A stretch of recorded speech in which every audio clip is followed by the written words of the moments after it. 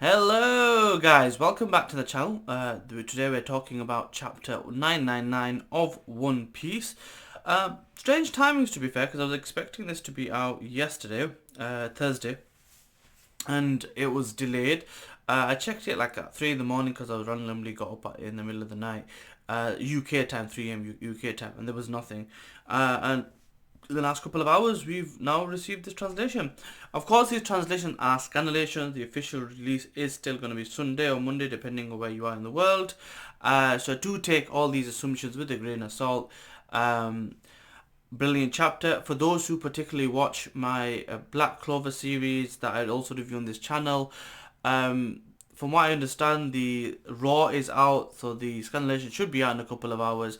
If it is, I will review that. If it is later on, please expect a delay because, as mentioned in my solo leveling video, there was a death in the family, and there is a process that I have to follow, and a lot of the evenings I will be spent helping my relatives if they need any. So there may be delays with that if it is later on. That being said, if it comes out sooner, I'll review it. Also, as always, link in the description for my subreddit, as well as any tags for any sections, depending on where you want in the review. So let's get into it.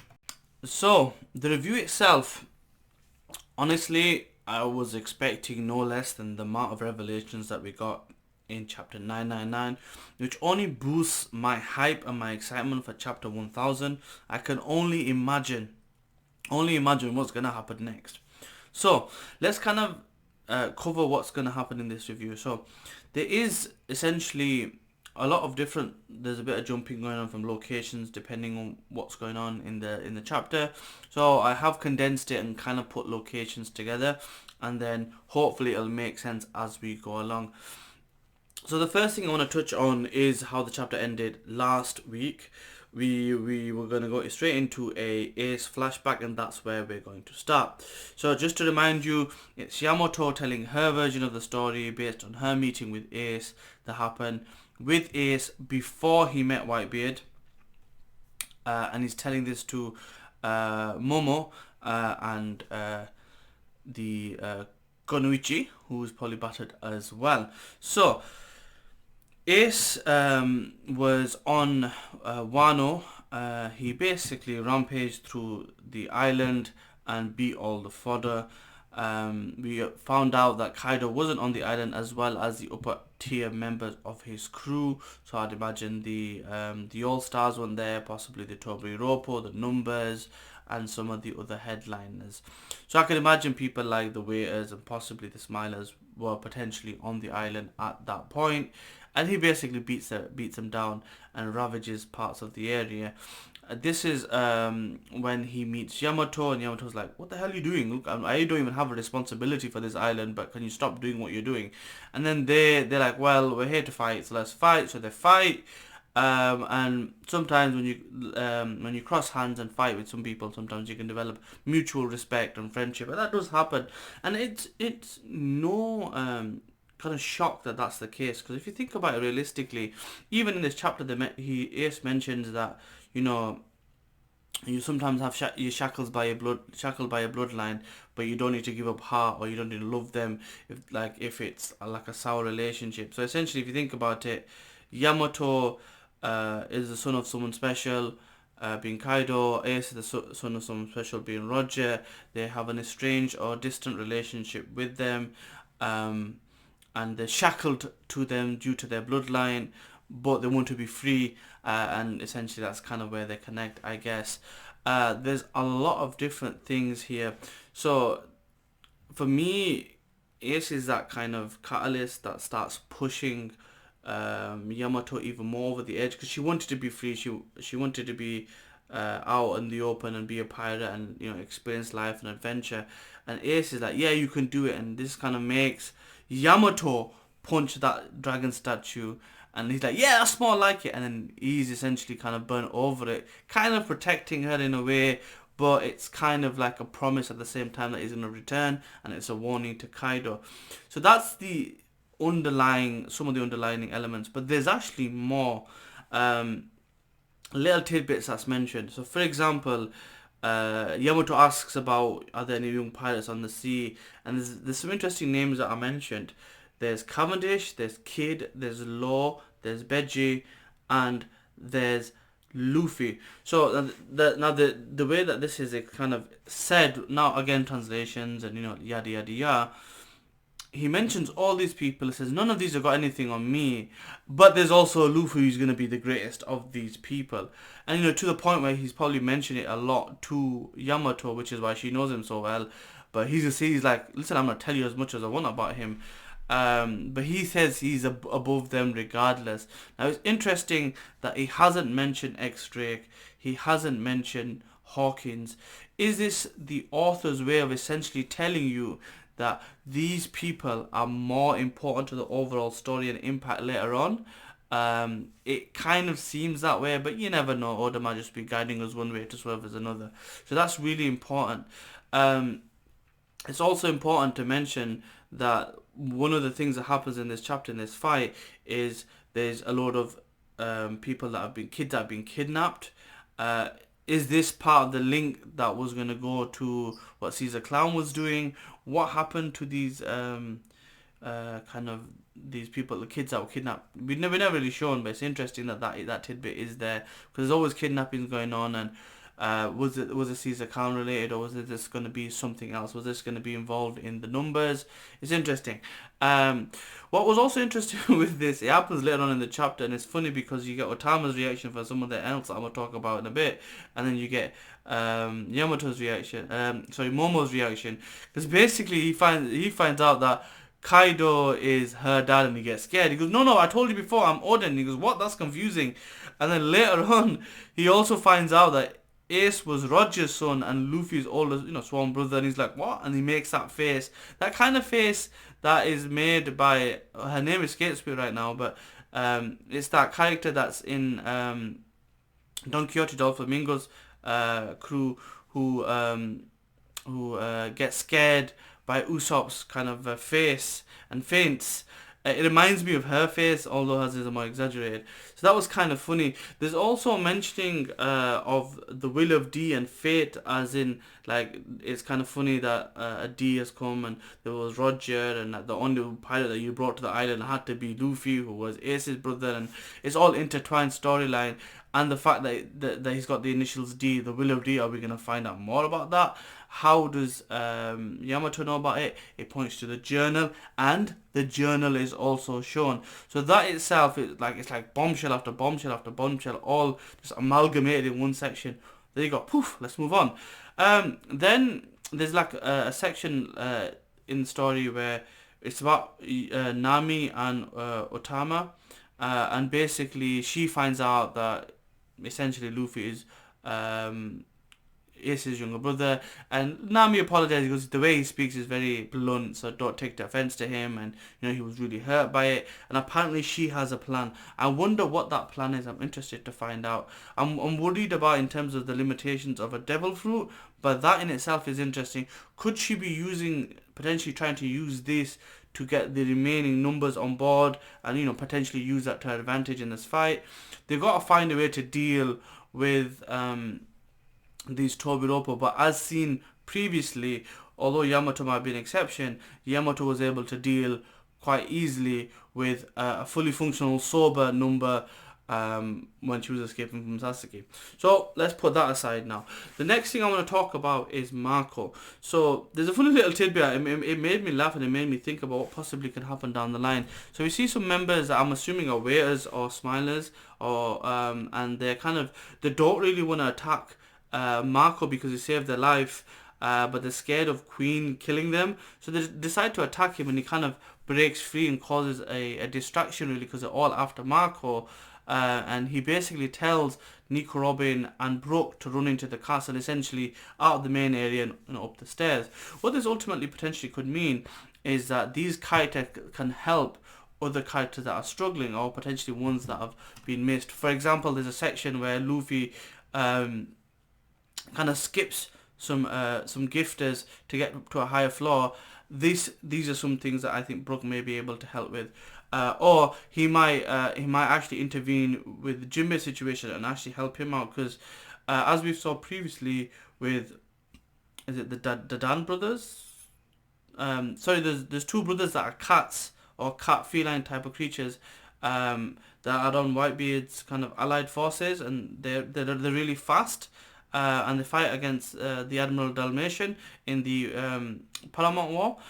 Plus, if you go back further with Captain Kuro and his cat crew, they seem to be really fast. So this could be a situation where Brooke potentially steps in to free Jinbei to do his own thing, or maybe help him in revealing who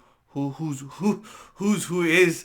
So that's going to be interesting. Nico Robin could potentially help on the way up, help Sanji, because Sanji can't deal with women, but Robin can. And the fact that she's got multiple, it's kind of like a multiplication ability with arms and feet against a spider, as Sawyer 7 Mate said, could come handy. So the fact that they're being freed is interesting. We'll talk about Nico Robin in a bit as well. Then we get Marco picking up Zoro and flying him up. And Zoro's like, yeah, this is more likely I can get to Kaido and da-da-da-da. But he gets stopped by King and Queen, who transform into their zone forms. King's like, yeah, we just need to kill Momo and all this will end. And then you get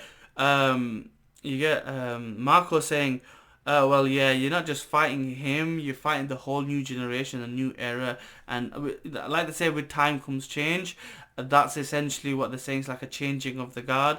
And then you get Queen bad-mouthing him as well. That whole thing I found hilarious. Now, going back on a previous topic that I just mentioned a bit about Nico Robin taking on Black Marine and her cronies or helping out. This could potentially free up Sanji to help deal with these people. Potentially this could easily be Zoro taking on Queen. I'm hoping Sanji does, and then they both take down King.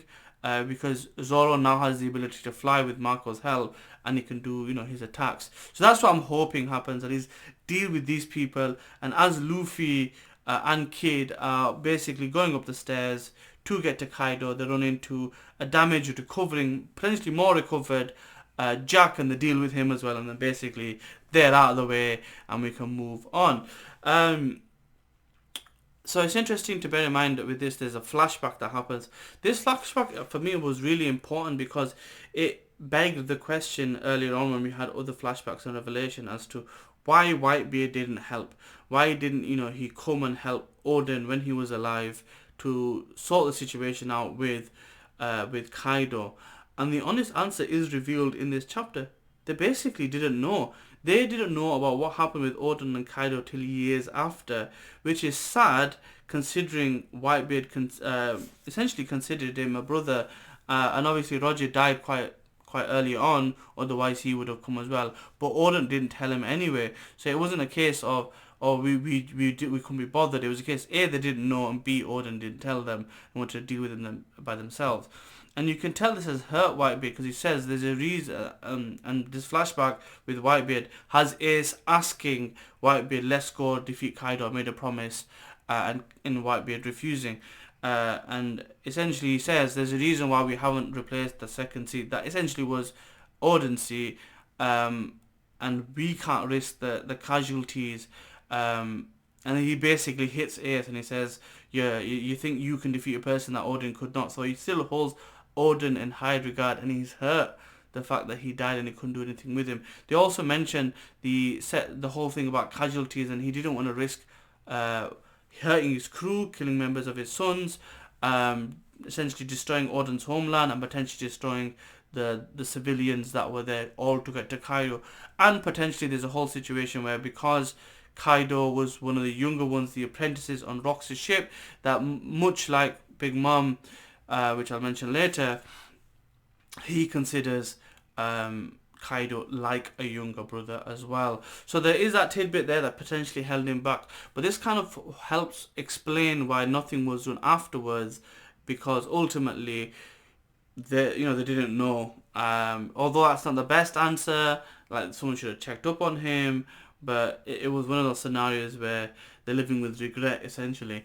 And the fact that basically Izo and Marco said, as soon as we get permission, we'll be going, and then when Whitebeard died, they went anyway, is interesting to me. I mean, part of it's to help Luffy, part of it's to return but still, the fact that they did return, like the flashback said, is really honourable from them.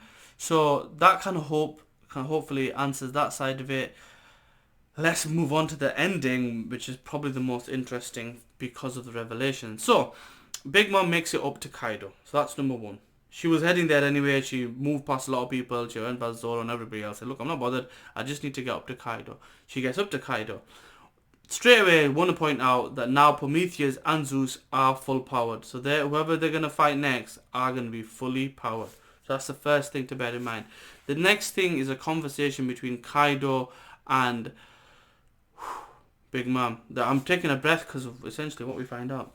So there's a few things. Number one, she explicitly says to Kaidou, you can kill whoever you want, just leave Nico Robin alive because we need her to read the poneglyphs. And then he asks specifically, what about that three-eyed girl Pudding that's your daughter? She goes, I can't wait on her to do a true awakening. We need Nico Robin. And then there's a discussion about where's the island or Nigashima gonna go, and he says it's gonna go into the flower capital on the castle, because that essentially was where, although the shogun lived there, the shogun was the Kozuki clan leader, which was Oden's father, and it is a memorial to him, and that's where he wants to put it. And then it's specifically mentioned as well, isn't that where the road poneglyph is? We didn't see that, so now we know potentially where the location is, and Kaido's like, oh, don't reveal your intention so soon. And she's like, come on now, I see you as a younger brother, which makes sense because she was older and Kaidou was the apprentice, and she goes, don't forget you owe me a debt. Remember when the Rock's crew or pirate crew fell to ruin, I gave you the fish fruit or the koi fruit, and you owe me an eternal debt. Now this could be a translation thing because they mentioned God Valley specifically, but they said the crew went to ruin, not specifically Rox by himself, as in Rox Dijabek. So that's an interesting tidbit because they specifically mentioned the crew. Again, I'll have to see the official translation to see any different, and I'll mention that in my next chapter review, but that's quite interesting. And we get the revelation of Kaidou's devil fruit. It's a mythical type of fish fruit. Now the interesting thing to bear in mind is there's different levels of these fruits. So we get a normal paramecia like Katakuri, we got a special type of paramecia, and now we're getting a special mythical type of zone, much like Marco the Phoenix's special ability. So part of the special ability might be the transformation. That being said, they mention that they're going to go for the One Piece and they're going to fight afterwards, and there'll be Pirate King and Queen and everything else, and they'll take over the world. That's fine. That is the end of the chapter. But of the Scanlation Group version I saw, there's a page after that kind of covers what this devil fruit story may be about, and it does make sense when you think about it. Apparently there's a Chinese historical story about a waterfall with the Dragon's Gate, and this koi fish are basically trying to get up this waterfall to basically get through the Dragon's Gate, and over 100 years a lot of koi fish give up. One manages to get through, and the gods, surprised and impressed by this performance, give this particular koi fish the ability to transform into a dragon. Now when you put into the context of One Piece, Wano has a waterfall that you need koi fish to help you climb. There was a dragon statue at his entrance on his island that got damaged by Ace and Yamato, and he had a fish fruit. Could this be that because it's a mythical zone type, that with an awakening he was able to transform into a dragon? Could this be that story? And that's what it literally looks like to me. It was an interesting tidbit. I'll leave a link to that version of the translation in the Reddit section, my Reddit subreddit, which I'll have a link in the description below. So feel free to check that out. As always, please like, comment, share and subscribe, and I will see you in the next one. Peace.